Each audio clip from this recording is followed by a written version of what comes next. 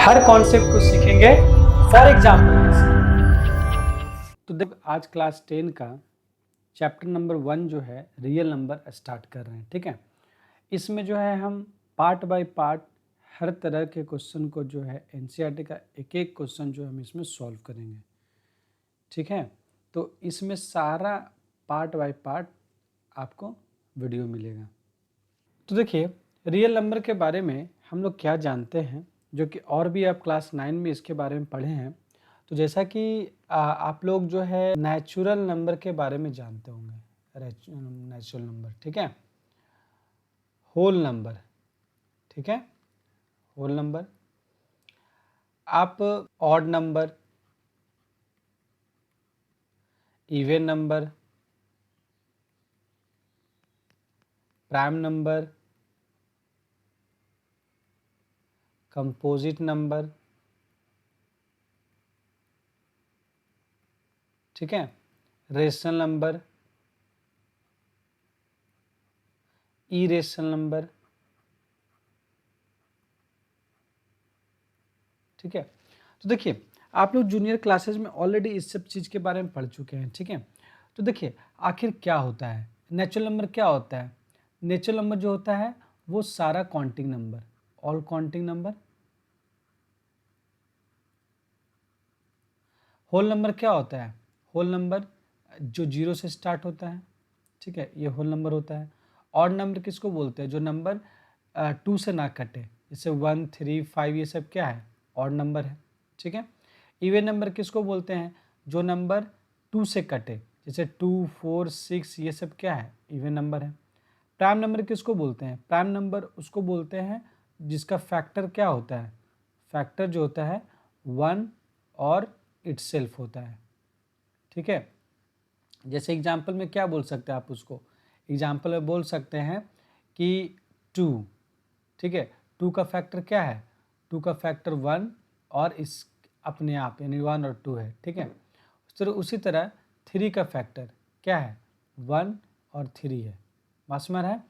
तो ये इस तरह का जो चीज़ होता है उसको प्राइम नंबर कहते हैं। लेकिन ध्यान दीजिएगा 1 को हम प्राइम नंबर नहीं कहते हैं। ठीक है, इसको ध्यान देना है क्योंकि इसका फैक्टर जो होता है 1 और इटसेल्फ, 1 तो है ही और इटसेल्फ में भी 1 आ जाएगा, इसलिए इसका फैक्टर जो कम से कम 2 होना चाहिए, 1 और इटसेल्फ, तब हम प्राइम नंबर इसको कहेंगे। ठीक है, तो यहाँ पर जो है प्राइम नंबर के लिए 1 जो है प्राइम नंबर नहीं है। ठीक है, अब बात करते हैं 4 का, बात करते हैं। ठीक है, तो 4 का फैक्टर क्या क्या है? तो 4 का फैक्टर 1 है, 2 है और 4 है। तो देखिए 4 का 1 और इसके अलावा मतलब 1 और इटसेल्फ के अलावा कोई और फैक्टर भी है, 2 भी है, इसलिए 4 कैसा हो जाएगा? 4 जो होगा कंपोजिट नंबर हो जाएगा। ठीक है, यानी कह सकते हैं कंपोजिट नंबर क्या है कि वैसा नंबर विच हैज़ फैक्टर, जिसका फैक्टर क्या होता है?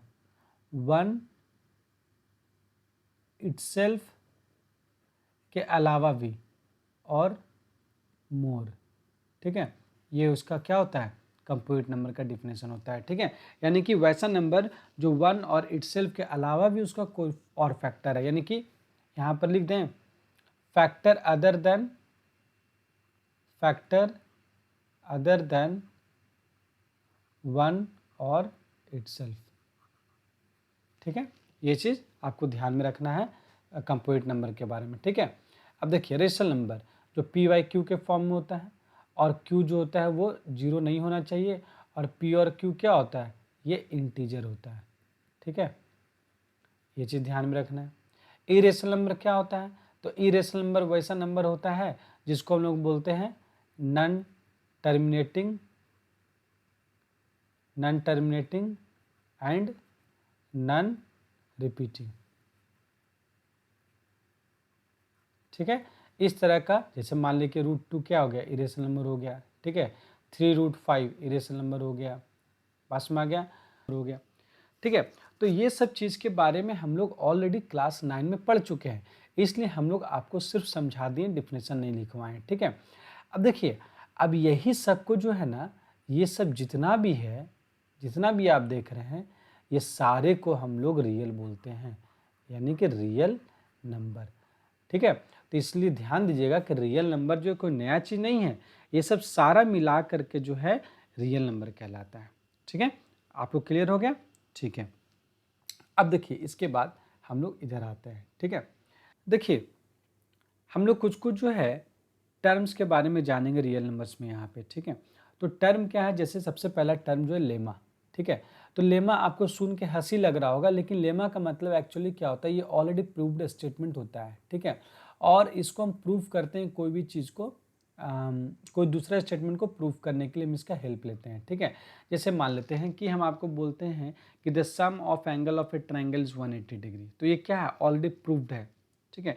इस प्रूव्ड स्टेटमेंट का हेल्प ले करके हम कोई दूसरी चीज़ को प्रूव कर सकते हैं।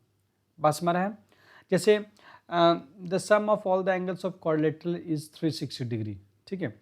ये क्या है, ऑलरेडी प्रूव्ड स्टेटमेंट है। इसके हेल्प से हम कुछ जो है दूसरा स्टेटमेंट को प्रूव कर सकते हैं, ठीक है। वही लेमा कहते हैं उसको, ठीक है।